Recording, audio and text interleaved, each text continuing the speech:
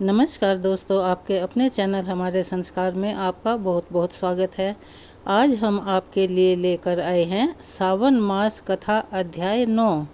लेकिन उससे पहले अगर आप हमारे चैनल पर नए हैं और अभी तक आपने हमारे चैनल को सब्सक्राइब नहीं किया है तो आप सभी से हाथ जोड़कर निवेदन है कि प्लीज़ हमारे चैनल को सब्सक्राइब करें, वीडियो को लाइक करें, ज़्यादा से ज़्यादा शेयर करें ताकि यह जानकारी, यह कथा और लोगों तक भी पहुंच सके, उन्हें भी इसके श्रवण का लाभ मिल सके।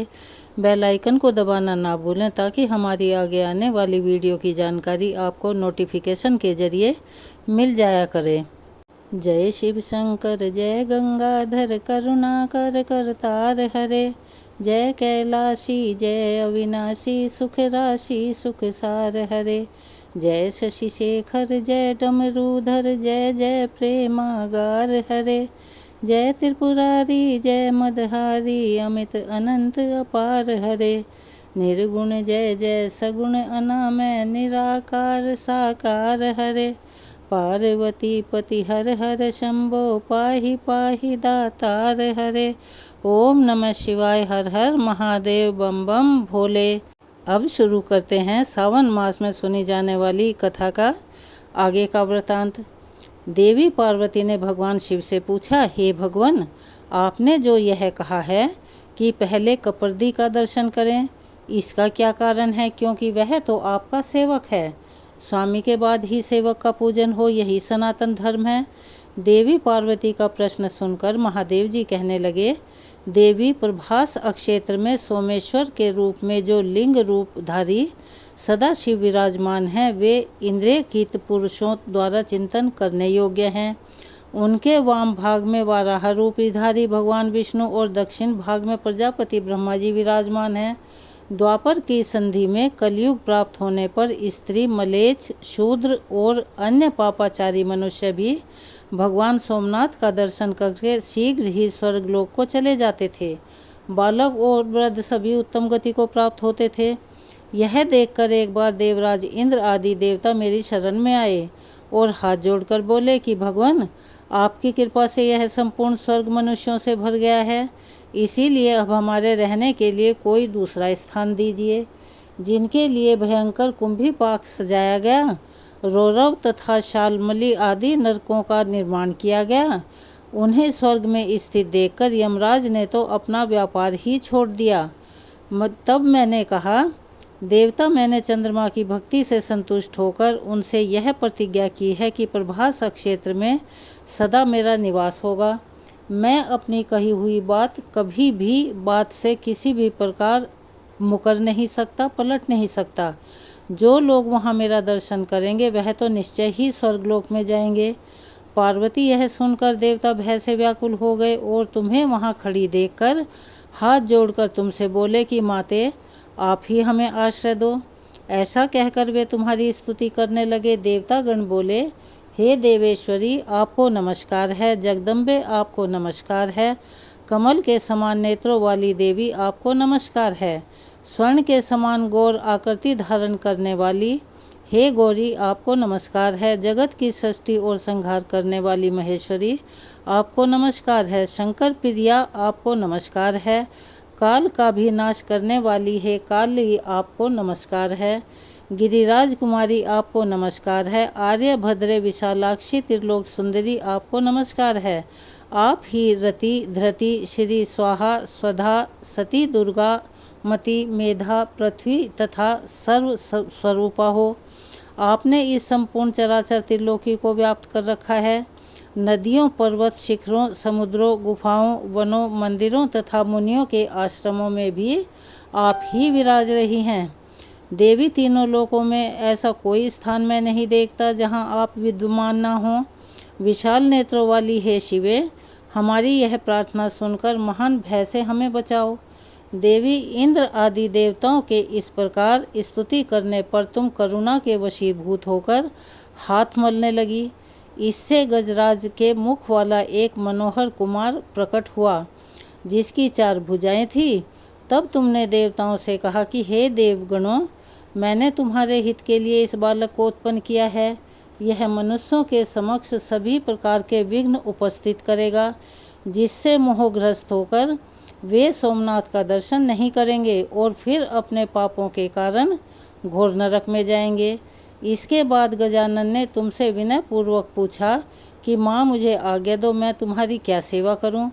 तब तुमने कहा कि बेटा, तुम प्रभास अक्षेत्र में जाओ, जहाँ सोमेश्वर लिंग के रूप में महादेव जी सदैव निवास करते हैं।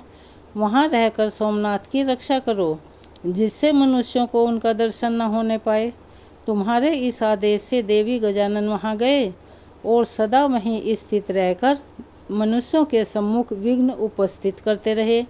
जब किसी मनुष्य को वे सोमनाथ के प्रति आते देखते हैं, तब उसके मार्ग में स्त्री, पुत्र, ग्रह, क्षेत्र, धन धान्य आदि का महान मोह लाकर रख देते हैं और इस प्रकार उसके सामने बड़ा भारी विघ्न डालते हैं, जिससे वे मनुष्य सोमेश्वर शिव का दर्शन नहीं कर पाते, या फिर गलगंड आदि रोग पैदा कर देते हैं, जिससे पीड़ित होकर मनुष्य सोमेश्वर के दर्शन से वंचित ही रह जाता है। वे गजानन ही लोक पूजित कपर्दी हैं। इसीलिए सोमेश्वर की प्राप्ति के लिए प्रतिदिन प्रयत्न पूर्वक कपर्दी की पूजा करनी चाहिए। उन अक्षेत्र के रक्षक गणेश जी का निम्नांकित स्तोत्र द्वारा स्तवन करना चाहिए। महादेवी, मैं कपर्दी का वह विघ्न नाशक स्तोत्र कहता हूँ, तुम भी सावधान होकर और ध्यानपूर्वक सुनो। ओम विघ्नराज को नमस्कार है, कपर्दी को नमस्कार है, अत्यंत भयंकर दाढ़ वाले प्रभास अक्षेत्र निवासी गणेश को नमस्कार है। सोमनाथ की यात्रा के निर्विघ्न पूर्वक पूर्ण होने के लिए कपर्दी को नमस्कार करके मैं सिद्धि बुद्धि प्रियतम मंगलकारी विघ्नराज की स्तुति करता हूँ, जो महागणपति शूरवीर, किसी से भी पराजित न होने वाले, जय की वृद्धि करने वाले, 1, 2 तथा 4 दांतों वाले, 4 भुजा वाले, त्रिनेत्रधारी, हाथ में त्रिशूल रखने वाले, लाल नेत्रों वाले, वरदायी, अजय, शंकु, कर्ण, प्रचंड, दंड नायक, लोहदंड, मुख से हविष्य ग्रहण करने वाले तथा हविष्य के प्रेमी हैं और पूजित न होने पर जो मनुष्यों के सभी कार्यों में विघ्न डालते हैं, उन महाभयंकर पार्वती नंदन गणेश जी को मैं नमस्कार करता हूँ, जिनके गंड स्थल में मद की धारा बहती है, नेत्र भयंकर हैं और मुख हाथी के समान है, जिनकी कांति सदा एक सी रहती है, जो ध्रुव निश्चल और शांत हैं, उन विनायक को मैं प्रणाम करता हूँ। भगवान, आप सबसे पहले प्रकट हुए हैं। आपने प्राचीन देवताओं के कार्य की सिद्धि के लिए हाथी का रूप धारण करके समस्त दानवों को भयभीत किया और अपने को ऋषियों तथा देवताओं का स्वामी सिद्ध कर दिखाया। इस प्रकार हे देवी, पूर्व काल में देवताओं ने शिव पुत्र गणेश जी की स्तुति करके अपना कार्य सिद्ध करने के लिए रक्त चंदन मिश्रित जल और लाल फूलों से उनका पूजन किया। जो चतुर्थी को लाल वस्त्र धारण करके एक या दोनों समय पूर्वोक्त रूप से गणेश जी का पूजन करता है और नियम से रहते हुए नियमित भोजन करता है, वह संपूर्ण लोकों को अपने वश में कर लेता है। संपूर्ण तीर्थों और सभी यज्ञों से जो फल मिलता है, वह गणेश जी की स्तुति करके मनुष्य बड़ी आसानी से पा लेता है। उसे कभी कोई भय नहीं होता और वह अपने पूर्व जन्म की बातों का स्मरण करने वाला होता है। जो प्रतिदिन इस स्तोत्र का पाठ करता है, वह 6 महीने में ही इसका फल पा लेता है। वर्ष भर में उसे सिद्धि प्राप्त हो जाती है और भगवान सोमनाथ कृपा पूर्वक उसे फिर दर्शन देते हैं। तो आज के महात्म्य की कथा को हम यहीं विराम देते हैं। चलिए अब आगे आपको सुनाते हैं एक और कथा कि वास्तविक दुख आखिर होता क्या है। हम सभी अपने अपने दुखों से परेशान रहते हैं। क्या हमारे यह दुख असली दुख हैं? एक बार की बात है, भगवान शिव धरती लोक पर भ्रमण करने के लिए गए हुए थे। उन्होंने वहां एक युवक को देखा जो ईश्वर को दोष देता जा रहा था। वह युवक अपने जीवन से निराश भी था, उसको देखने से ही पता लग रहा था, और वह बहुत दुखी था। यह सब देखकर भगवान शिव एक महात्मा का रूप धारण करके उस युवक को असली दुख के बारे में ज्ञान देने लगे। वह ज्ञान क्या था? चलिए इस कथा के माध्यम से जानते हैं कि असली दुख क्या होता है। आप सभी से निवेदन है कि इन कथाओं को, कहानियों को आप पूरा सुना कीजिए, क्योंकि आधी अधूरी कहानी छोड़ने पर हमें उस कहानी का सार ही पता नहीं चलता कि कहानी के माध्यम से हम आपसे क्या कहना चाह रहे हैं, आपको क्या बताना चाह रहे हैं। सुख और दुख एक ही सिक्के के दो पहलू हैं। सुख और दुख हमारे जीवन में लगातार आते ही रहते हैं। दोनों हमारे जीवन में स्थायी रूप से कभी नहीं ठहर सकते। हमें लगता है कि हमारे जीवन में हजारों समस्याएं हैं, हजारों दुख हैं और बाकी तो सब सुख ही हैं। लेकिन अगर आप वास्तविक तौर पर देखें तो इस बात को अच्छी तरह से समझ जाएंगे कि हमारे जीवन में केवल एक ही दुख होता है। और वह कौन सा दुख है, उस दुख को हम दूर कैसे कर सकते हैं, उस दुख को दूर करने का समाधान आखिर क्या है, तो वही आज हम अपनी इस कथा के माध्यम से आपको बताने जा रहे हैं। एक गांव में एक व्यक्ति रहता था जिसका नाम हरिहर था। वह बहुत ही बड़ा आलसी था और अपने जीवन से वो बहुत निराश रहता था। उसका यह कारण था कि उसने अभी तक अपने जीवन में कभी कुछ प्राप्त किया ही नहीं था। वह आलसी निकम्मा तो था ही, कुछ करता भी नहीं था और उसके घर वाले भी इस बात से बहुत ज़्यादा परेशान रहते थे। वे चाहते थे कि वह बाहर जाकर कुछ कमाए, कुछ अच्छा काम करे, कोई अच्छी नौकरी करे, लेकिन वह अपने परिवार वालों की एक नहीं सुनता था। उसके घर वाले दूसरों का उदाहरण दे देकर उसे ताने मारा करते थे। उसे हर तरह से वो समझाकर देख चुके थे, लेकिन उसे कोई फर्क नहीं पड़ता था। जबकि उसके साथ के सारे मित्र सफल हो चुके थे, अपने अपने जीवन में कोई व्यापार कर रहा था, कोई नौकरी कर रहा था या किसी ने अपना काम किया हुआ था। अपने जीवन में सभी व्यस्त थे, मस्त थे, जिस कारण जब भी वे लोग उससे मिलते तो वह लोग अपनी बढ़ बढ़ कर बड़ाई किया करते। हरिहर कुछ करता तो था नहीं, जिस कारण जब भी कोई उसके बारे में पूछता कि भाई क्या कर रहे हो, अब वह कुछ करता ही नहीं था तो सबसे हमेशा केवल एक ही बात कहता था कि मैं कोशिश कर रहा हूँ। लेकिन उसकी कोशिशों का कोई भी फल किसी को नज़र नहीं आ रहा था। देखते देखते अब ऐसा समय आ चुका था कि अब सबसे मुँह छुपाता रहता, कहीं यह कोई ना पूछ ले कि तुम क्या करते हो, जिस कारण वह कभी भी अब किसी के सामने नहीं आता था, ना किसी से मिलता जुलता था। सबके सामने आने से कतराने लगा था। धीरे धीरे उसका मन दुखी रहने लगा। अब वह बहुत निराश हो गया। कभी कभी उसे लगता था मानो इस धरती का वह बोझ है। इस कारण वह अपने आप को बहुत अकेला महसूस करता था। एक दिन उसके मन में यह विचार आया कि मेरे हाथ में अब कुछ नहीं है, मैं क्या कर सकता हूँ। और अकेले बैठकर वह रोता रहा, साथ ही साथ भगवान को दोष देता रहा। एक दिन छुपता छुपाता वह घर से निकलकर कहीं जा रहा था। तभी उसके रास्ते में क्या देखा, एक महात्मा लोगों को प्रवचन दे रहे हैं और वह प्रवचन में दुख की ही बातें कर रहे हैं। हरिहर भी अपना मुंह छुपाकर वहीं खड़ा हो गया। मुंह इसलिए छुपाया ताकि उसे वहां कोई देख न ले, पहचान न ले। चुपचाप वह उन महात्मा की बातें सुनने लगा। महात्मा जी सभी को प्रवचन में कह रहे थे कि दुख हमारा सबसे बड़ा साथी है और हमारा दुख ही हमें अपने जीवन के बारे में समझाता है, हमें सही जीने का तरीका बताता है। यह बिल्कुल हमारे गुरु की तरह होता है। इस दुख से हमें सीखना चाहिए। आप चाहे तो अपने जीवन में भी अपने दुखों को अपना गुरु बना सकते हो, उन दुखों से सीख सकते हो, या फिर आप चाहे तो अपने दुखों पर बैठकर सिर्फ रो सकते हो।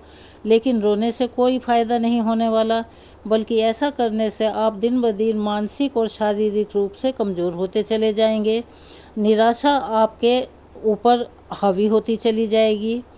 हरिहर छुप छुप कर उन महात्मा की बातें सुन रहा था। जैसे ही उनका प्रवचन समाप्त हुआ, हरिहर तुरंत उन महात्मा जी के पास पहुंच गया और कहने लगा, हे महात्मा, आपने अभी अभी कुछ देर पहले दुख को गुरु बता रहे थे। आप कह रहे थे कि दुखों से हमें सीखना चाहिए, हमें उन्हें अपना गुरु बना लेना चाहिए। तो मुनिवर, गुरुवर, मैं भी अपने दुखों से बहुत परेशान हूँ, यहाँ तक कि मैं अपने जीवन से भी परेशान हूँ। मैंने अब तक जो दुख झेले हैं, मुझे तो कभी ऐसा लगता है कि मेरे दुख मुझे कुछ सिखा रहे हैं, बल्कि मुझे तो हमेशा यही लगा कि यह दुख मुझे सता रहे हैं। दुख की पीड़ा बहुत भयंकर होती है। ऐसा लगता है कि अब इसके बाद हमारा जीवन ही समाप्त हो जाएगा, इसके बाद हमें कुछ भी नहीं मिलने वाला, यहाँ तक कि हमें मृत्यु भी उसके सामने कम लगने लगती है।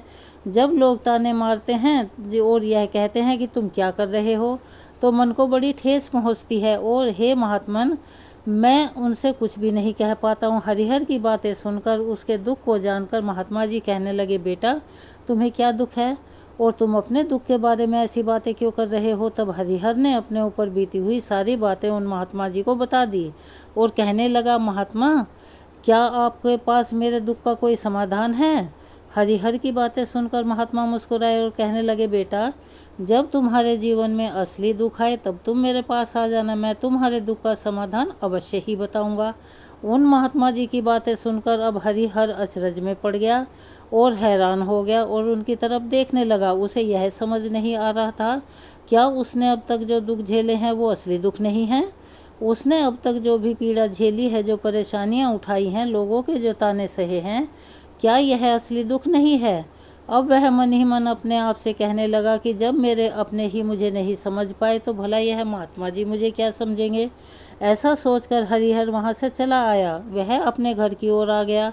अब हरिहर लोगों के ताने सुन सुनकर इतना थक चुका था, वह बहुत निराश हो चुका था, जिस कारण उसने निर्णय किया कि अब कुछ करके दिखाएगा। फिर उसने अपने पिता से थोड़ा सा रुपया लिया और उन रुपयों से उसने एक व्यापार शुरू किया।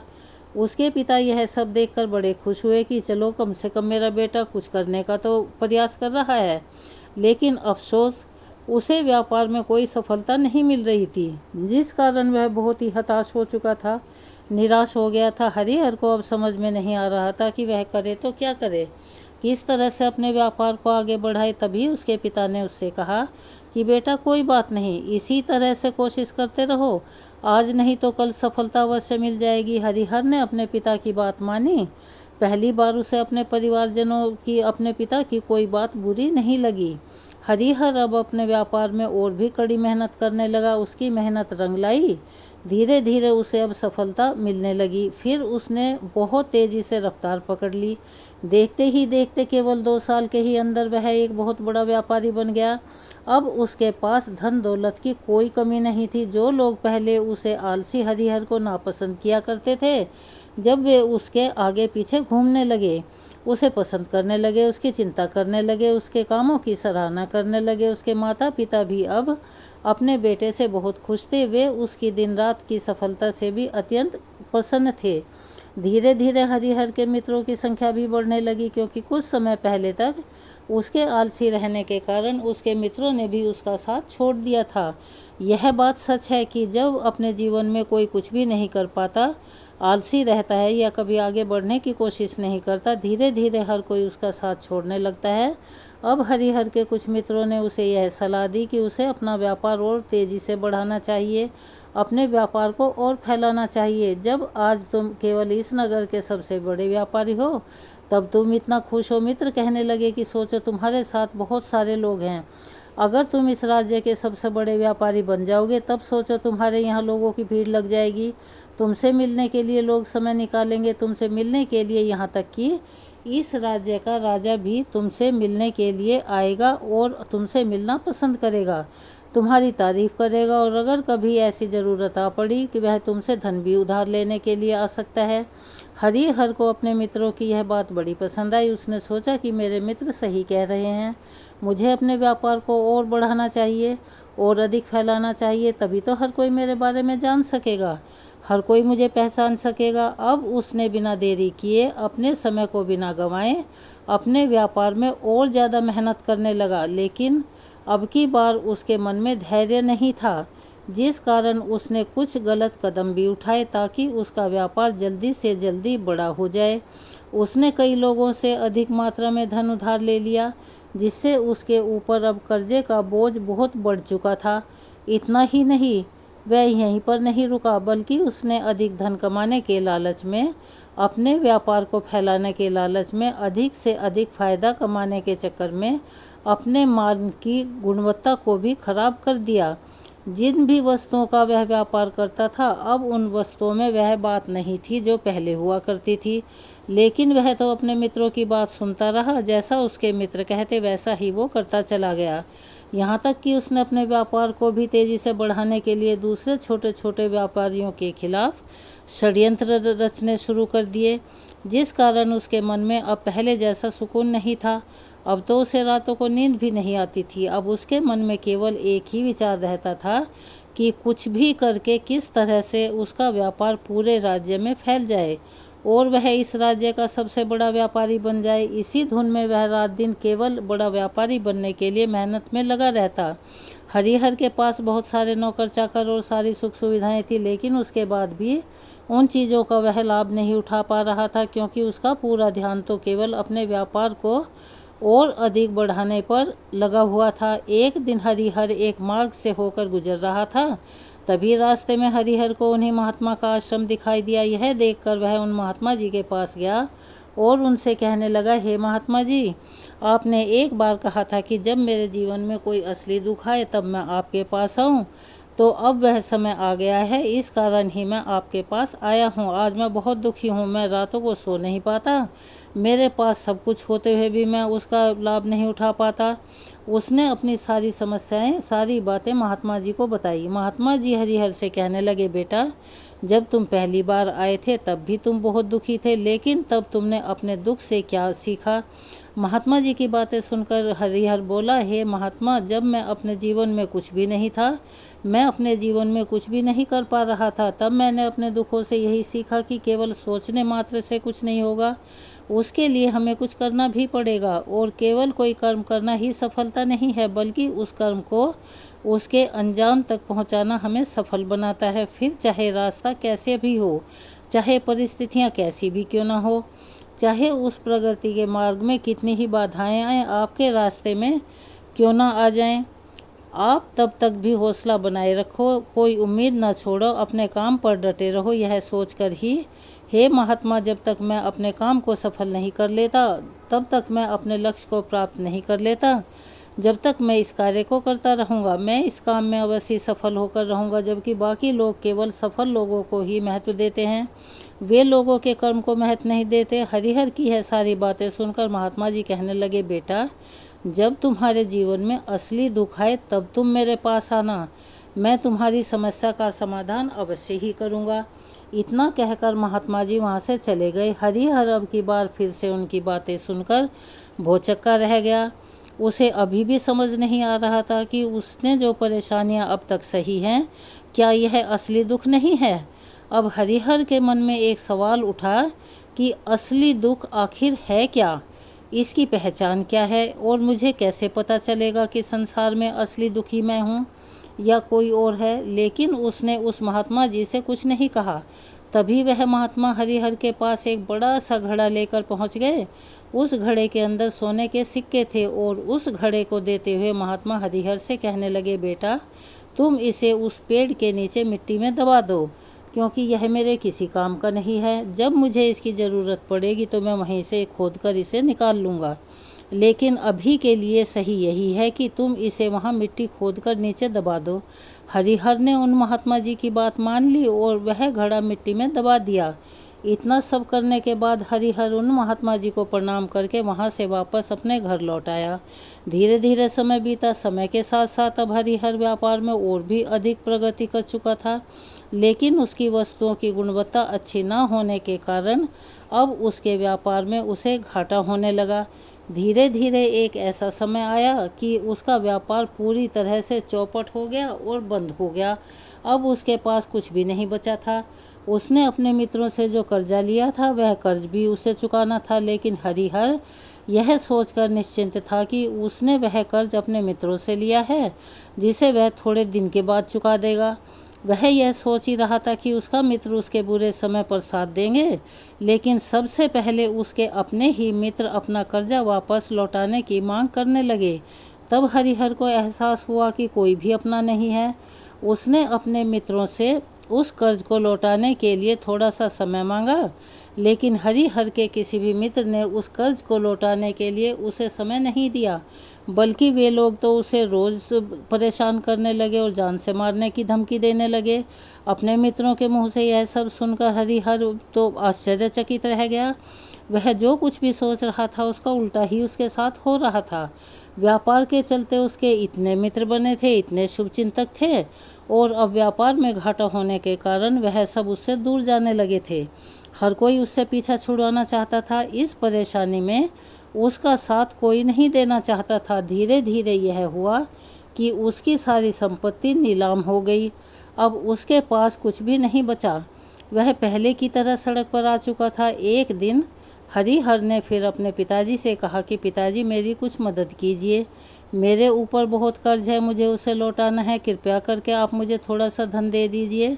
इस बार हरिहर के पिता ने हरिहर से कहा कि बेटा, मेरे पास तो बस यही एक छोटा सा घर है, अगर यह भी मैं तुम्हें दे दूंगा तो मैं और तुम्हारी माँ कहाँ रहेंगे? हमें दर दर की ठोकरें खानी पड़ेंगी। बेटा, अब तो ले देकर केवल यही एक संपत्ति हमारे पास बची है, इसीलिए मैं तुमसे माफ़ी मांगता हूँ। अपने पिता के मुख से यह बातें सुनकर हरिहर अपना सा मुँह लेकर चुपचाप वहाँ से चला आया। मन ही मन सोचने लगा कि मेरे पास तो अब कुछ नहीं बचा, मेरे पास जो कुछ भी था वह सब कुछ तो लुट चुका है, ख़त्म हो चुका है, मेरा तो सब कुछ अब बर्बाद हो गया। अब भला मैं जी कर क्या करूँगा? अब तो मेरे पास केवल एक ही रास्ता है जिससे मैं अपने कर्जदारों से पीछा छुड़वा सकता हूँ। यह सोचता हुआ हरिहर एक ऊंची पहाड़ी की ओर पहुंचा। वह पहाड़ी पर चढ़ने ही जा रहा था, तभी उसे याद आया कि उन महात्मा जी ने कहा था कि जब तुम पर असली दुख आए तब तुम मेरे पास आना, मैं तुम्हारी समस्या का समाधान अवश्य करूंगा। यह सोचकर हरिहर मन में एक बार फिर से आशा की लहर दौड़ पड़ी। हरिहर दौड़ता हुआ उन्हीं महात्मा जी के पास पहुंचा और हरिहर ने उन्हें प्रणाम करके अपने ऊपर बीती हुई हर एक बात उन्हें सच सच बता दी। फिर कहने लगा, हे महात्मन, आपने कहा था कि जब मेरे ऊपर असली दुख आए तब आप उसका समाधान अवश्य कर बताएंगे। तभी वह महात्मा जी हरिहर की इस बात को सुनकर मुस्कुराने लगे और कहने लगे, बेटा, कहाँ है असली दुख? अरे, जब असली दुख तुम्हारे जीवन में आएगा तो मैं उसका समाधान करूँगा। उन महात्मा जी के मुख से ऐसा सुनकर अब तो हरिहर के सब्र का बांध टूट गया। सोचने लगा कि मुझ पर मुसीबतों का पहाड़ टूट पड़ा है, मेरा सब कुछ नष्ट हो चुका है, इससे बड़ा दुख मेरे लिए और क्या होगा। वह महात्मा जी अभी कह रहे हैं कि जब असली दुख आए तब तुम मेरे पास आना। तब उसने महात्मा जी से कहा, महात्मा जी, क्या मैंने आज तक जो भी दुख झेला है, जो भी तकलीफ़ें उठाई हैं, जो परेशानियां भुगती हैं, क्या यह दुख नहीं है? क्या इसे दुख नहीं कहते? तब महात्मा हरिहर से कहने लगे, बेटा, अब पहले तुम मुझे यह बताओ कि तुम्हें अपने इन दुखों से क्या सीखा। तब हरिहर ने उन्हें बताया, हे महात्मन, मैंने तो बस यही सीखा है कि जो लोग तुम्हारी तरक्की में तुम्हें पीछा करते हैं, तुम्हारे आगे पीछे घूमते हैं, वे लोग अवश्य ही समय आने पर तुम्हें धोखा देंगे, क्योंकि ऐसे लोग बुरे समय पर तुम्हारा साथ बिल्कुल नहीं देने वाले, बल्कि तुम्हारा फ़ायदा ही उठाने का वह प्रयास करेंगे। इसीलिए ऐसे लोगों पर भरोसा बिल्कुल ना करें, बल्कि जो लोग तुम्हारी असफलता के समय पर, तुम्हारे बुरे समय पर भी तुम्हारे साथ खड़े हुए हैं, वही तुम्हारे असली मित्र हैं, वही केवल तुम्हारे साथ सदा रह सकते हैं। और ऐसे लोग बहुत कम मिलते हैं। जिन्हें भी ऐसे लोग मिलते हैं उन्हें हमेशा उनकी कद्र करनी चाहिए कि जब तुम कोई काम कर रहे हो तो उसे पूरी ईमानदारी से करो, धैर्य रखो, लालच बिल्कुल मत करो, क्योंकि ऐसा करने से तुम्हारे ही साथ बुरा होगा और तुम्हें हमेशा नुकसान उठाना पड़ेगा। हरिहर की यह बातें सुनकर महात्मा जी उसे उस घड़े के पास ले गए जहाँ उस घड़े को उन्होंने मिट्टी में दबवाया था और उसे निकलवाकर उसको थमाते हुए हरिहर से कहा कि बेटा, यह लो, अभी तुम इसे अपना काम चलाओ, जब तुम्हारे जीवन में असली दुख आए तब तुम मेरे पास आना और मैं उसका समाधान अवश्य ही करूँगा। हरिहर अब बड़े अचरज में पड़ गया। उसे बिल्कुल समझ नहीं आ रहा था कि आखिरकार यह असली दुख है क्या। वो उसके लिए एक पहेली बनता जा रहा था। लेकिन उसने अपने हाथों में पकड़े उस घड़े को देखा जिसके अंदर सोने के सिक्के पड़े हुए थे। यह देखकर उसे मन ही मन लगा कि चलो अब तो थोड़ी सी राहत मिल ही जाएगी, मैं अपने मित्रों का वह कर्ज भी लौटा दूंगा और एक नया व्यापार फिर से शुरू करूंगा। यह सोचते ही हरिहर ने उन साधु महात्मा को प्रणाम किया, उनका धन्यवाद किया और वहाँ से खुशी खुशी चल पड़ा। फिर हरिहर ने उन सोने के सिक्कों से सभी का कर्ज लौटा दिया। अपने लिए उसने एक बार फिर से नया व्यापार खड़ा किया। व्यापार छोटा था, लेकिन अब की बार हरिहर बहुत खुश था। उसने अपने व्यापार पर काम किया और देखते ही देखते एक बार फिर से वह बड़ा व्यापारी बन गया। लेकिन अब की बार वह बहुत खुश था, क्योंकि उसने इस बार कोई लालच नहीं किया, ना ही किसी के खिलाफ कोई षड्यंत्र रचा, बल्कि उसने पूरी ईमानदारी से, पूरी मेहनत के साथ अपने व्यापार पर काम किया। जैसे जैसे आप धनी होते जाएंगे तो आपके मन में एक डर उत्पन्न होने लगता है, और वह डर है अपनी दौलत को, अपनी सुख संपदा को खोने का, जिस कारण आप लोग पुण्य दान करना शुरू कर देते हैं, लोगों की मदद करते हैं ताकि आपके जीवन में कभी कोई दुख ना आए। लेकिन यह जीवन सुख और दुख का संगम है। जीवन में सुख और दुख एक के बाद आते जाते रहते हैं, जिस कारण हर किसी को कभी सुख तो कभी दुख का सामना करना ही पड़ता है। यही जीवन है। इसी वजह से एक बार फिर हरिहर के जीवन में एक और दुख आया। अब की बार उसके माता और पिता दोनों की मृत्यु हो गई। हरिहर अपने माता पिता से बहुत प्रेम करता था, जिस कारण उसके मन को बड़ा गहरा आघात लगा। जब आखिरी बार वह उन्हें देख रहा था तो उसके मन में हजारों सवाल पैदा हो गए। उसने सोचा कि जिस संपत्ति के लिए हम हमेशा लड़ते झगड़ते रहते हैं, आज उसकी देखभाल करने के लिए कोई नहीं था। उसके माता पिता ने जो भी मेहनत की थी, अपने जीवन में जो कुछ कमाया था, वह सब तो यहीं का यहीं रह गया। लेकिन अब सब कुछ खत्म हो चुका था। हरिहर का मन अब बहुत परेशान रहने लगा था। उसके मन में हजारों सवाल उठ रहे थे और वह अपने आप को बहुत अकेला महसूस कर रहा था। उसे बड़ा खाली खाली लग रहा था। उसने इधर उधर देखा लेकिन उसे कुछ समझ नहीं आया। तभी उसे उन्हीं महात्मा जी की याद आई और वह तुरंत ही भागा भागा उन महात्मा जी के पास पहुंचा। और देखते ही उन महात्मा ने हरिहर से पूछा, क्या बात है बेटा, फिर से कोई दुख आ पड़ा है क्या? तब हरिहर ने कहा, नहीं गुरुदेव, अब तो सब ठीक है, लेकिन आज मेरे माता पिता की मृत्यु हो गई और मैं बहुत अकेला महसूस कर रहा हूँ। इस समय मैं बहुत दुखी हूँ। महात्मा ने हरिहर से कहा, बेटा, इसमें दुखी होने वाली बात क्या है? यह तो जीवन चक्र है। यहाँ कोई भी रहने नहीं आया और ना ही कोई यहाँ पर सदा रहेगा। हम सबको एक ना एक दिन मरना ही है। मृत्यु कब आएगी किसी को नहीं पता, कोई नहीं जानता। हो सकता है तुम्हारी मृत्यु कल ही हो जाए। महात्मा जी की ये बात सुनकर हरिहर बोला, महात्मा जी, मैं तो अभी जवान हूँ, मुझे अभी अपनी पूरी उम्र जीनी है, मैं तो कुछ करना चाहता हूँ, और आप कह रहे हैं कि मैं कभी भी मृत्यु को प्राप्त हो सकता हूँ। तब महात्मा जी ने कहा, मृत्यु कभी किसी की उम्र देखकर नहीं आती, ना ही किसी को बताकर आती है। यह सारी बात सुनकर हरिहर और भी ज़्यादा बेचैन हो उठा। फिर वह चुपचाप वहाँ से चला आया। उसके मन में वह खालीपन का दुख अभी भी वैसे का वैसे ही था। हरिहर को अपने माता पिता के बिना बड़ा अकेलापन महसूस हो रहा था। अब उसके बाद उसका मन में भी अपने व्यापार में नहीं लग रहा था। जब भी वह कोई काम करने लगता तो उसके मन में बहुत सारे प्रश्न सिर उठाने लगते थे कि वह क्या कर रहा है, क्यों कर रहा है, फिर उसने इस काम को करा ही क्यों। उसके मन में अब एक और प्रश्न आने लगा था कि क्या हम यहाँ पर केवल इसीलिए आते हैं कि इस जीवन को भोगें, फिर एक दिन मृत्यु को प्राप्त हो जाएं? जीवन का असली मतलब क्या है? उसने इस बात को कई विद्वानों से पूछा, अपनी तरफ से जो कुछ भी संभव हो सकता था खोजबीन की, लेकिन उसे कोई संतोषपूर्ण जवाब नहीं मिल पा रहा था। जब उसे कोई जवाब नहीं मिला, उसका दुख और भी बढ़ गया, जिस कारण उसके मन की बेचैनी और भी बढ़ चुकी थी। उसे समझ नहीं आ रहा था कि वह क्या करे, कहाँ जाए, किससे पूछे। तभी उसे फिर से उन महात्मा की याद आई। हरिहर एक बार फिर से उन्हीं महात्मा के आश्रम में जा पहुंचा। उसने अपने मन की सारी परेशानी बता दी, महात्मा जी को सुना दी। अब की बार महात्मा जी ने हरिहर से कहा, बेटा, आज पहली बार तुम्हारे जीवन में असली दुख आया है, जिसे हम दुख कह सकते हैं और जो वास्तव में दुख कहलाने लायक है।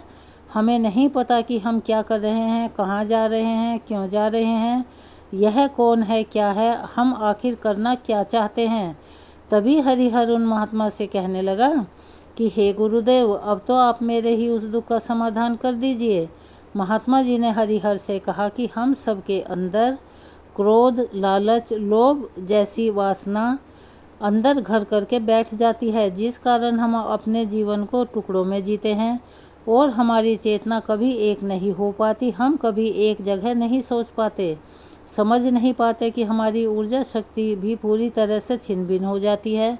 और आजकल इस भागम भाग बड़े दौर में हमारे पास इतना समय भी नहीं है कि हम एक पल भी निकाल कर एक पल के लिए पीछे मुड़कर अपने आप को देख सकें, अपने आप को समझ सकें कि वास्तव में हर कोई यहाँ पर अपने जीवन भर केवल दुख दुख कहकर ही चिल्लाता रहता है। हर कोई कहता रहता है कि मैं दुखी हूँ, उसका समाधान निकालने की भी हर कोई अपनी तरफ से पूरा प्रयास करता है। लेकिन जिसे हम दुख समझते हैं वह तो दुख है ही नहीं, तो फिर इसका समाधान आपको कहाँ से मिलेगा? यह तो परिस्थितियाँ हैं जिसके कारण हम अपने आप को दुखी समझते हैं। ऐसा लगता है मानो हम बड़ी तकलीफ़ में हैं। जैसे ही हम एक परिस्थिति से निकलते हैं, किसी दूसरी परिस्थिति में फंस कर रह जाते हैं। जैसे ही हमारी एक समस्या खत्म होती है, दूसरी समस्या मुँह बाए खड़ी हो जाती है। जब हम इन परिस्थितियों से हार मान लेते हैं, तब हमें लगता है कि हमारे सामने कोई रास्ता नहीं बचा। हमारे सामने तब केवल एक ही रास्ता नज़र आता है कि वह है मृत्यु। लेकिन वह कोई समाधान नहीं है, कोई रास्ता नहीं है इन सब से बचने का। यदि सचमुच आप अपनी समस्याओं का कोई हल चाहते हैं, अपने दुखों को दूर करना चाहते हैं, अपने आप को इकट्ठा करना सीखें, अपनी ऊर्जा को इकट्ठा कीजिए, अपने ऊपर ध्यान लगाकर मृत्यु से पहले अपने आप को पहचानो, अपने आप को जानो, जो अपने आप को बिखरने ना दो। तभी हरिहर महात्मा जी से कहने लगा, हे गुरुदेव, क्या फिर हमें जीवन को नहीं जीना चाहिए? क्या हमें अपनी इच्छाओं को, भौतिक इच्छाओं को पूरा नहीं करना चाहिए? महात्मा जी हरिहर से कहने लगे कि हमें किसी से भी लगाव नहीं रखना चाहिए, हमें अपनी इच्छाओं का दमन कर देना चाहिए, संपत्ति इकट्ठा नहीं करनी चाहिए। कि हम मनुष्यों की इच्छाएं, कामनाएं ऐसी होती हैं जैसे मानो कि एक पर्वत से गिरता हुआ झरना, जिस पर किसी का कोई नियंत्रण नहीं है सिवाय देखते रहने के और परेशान होने के। लेकिन जब तुम अपने ऊपर ध्यान देने लगते हो, तब तुम अपने आप को पहचान जाते हो, समझ जाते हो, तब तुम नियंत्रण पा सकते हो। इच्छाओं का नियंत्रण करना तुम्हारे वश में होता है। यदि तुम चाहो तो इन इच्छाओं की पूर्ति कर सकते हो। महात्मा जी की ये बात सुनकर हरिहर ने महात्मा जी से कहा, हे गुरुदेव, आपका बहुत बहुत धन्यवाद। आज आपने मेरी सबसे बड़ी समस्या का समाधान कर दिया और मैं आज से ही अपने आप को एकत्रित करूंगा। गुरुदेव, मानव शरीर में बहुत ऊर्जा है, बहुत शक्ति है, पर वह बेकार के कामों में लग जाती है, जिस कारण हमारा जीवन बेकार की चीज़ों में लगा रहता है। लेकिन हम कभी भी इस पर अपना ध्यान नहीं देते, हम कभी अपनी ऊर्जा को केंद्रित नहीं करते, अपने ऊपर कभी ध्यान नहीं लगा पाते। हमारा जीवन भी कुछ ऐसा ही है और हम अपने जीवन में हमेशा ऊपर वाले से सवाल करते रहते हैं, शिकायत करते रहते हैं, हमारे जीवन में इतना दुख क्यों है? हम सभी के मन में यह सवाल उठते रहते हैं। इसका जवाब है कि वो ईश्वर भगवान यह चाहता है कि हम अपने जीवन के अंतिम दुख तक पहुँचें, उस दुख की गहराई तक पहुँचे जहाँ पर हमें यह पता चल सके कि हमने तो अभी तक अपने आप को जाना ही नहीं, पहचाना ही नहीं। मानव शरीर के अंदर जो ऊर्जा है, शक्ति है, उसके बारे में हम अभी तक नहीं जानते। अपने आप को चाहें तो एकत्रित कर सकते हैं, अपनी इच्छाओं पर नियंत्रण पा सकते हैं, लेकिन हम अपनी ऊर्जा को व्यर्थ की चीज़ों में लगा देते हैं, जिसके कारण हम दुखी होते रहते हैं। इन समस्याओं का समाधान पाने के लिए सबसे पहले ध्यान लगाकर आप अपनी समस्याओं की जड़ को पहचानिए और उसके अंदर ही अपना समाधान ढूंढ निकालेंगे। तो यह थी आज की कहानी। आपको कैसी लगी? कमेंट्स बॉक्स में अपनी राय अवश्य लिखें। अगर आप हमारे चैनल पर नए हैं, अभी तक आपने चैनल को सब्सक्राइब नहीं किया है, तो सभी से निवेदन है कि प्लीज़ हमारे चैनल को सब्सक्राइब करें, वीडियो को लाइक करें, ज़्यादा से ज़्यादा शेयर करें, ताकि इन कहानियों का श्रवण का लाभ और लोगों को भी मिल सके। बेल आइकन को दबाना ना भूलें, ताकि हमारी आगे आने वाली वीडियो की जानकारी आपको नोटिफिकेशन के ज़रिए मिल जाया करे। अपना सहयोग और प्यार हमें ऐसे ही देते रहें। कमेंट्स बॉक्स में हर हर महादेव, ओम नमः शिवाय, बम बम भोले लिखना ना भूलें। धन्यवाद।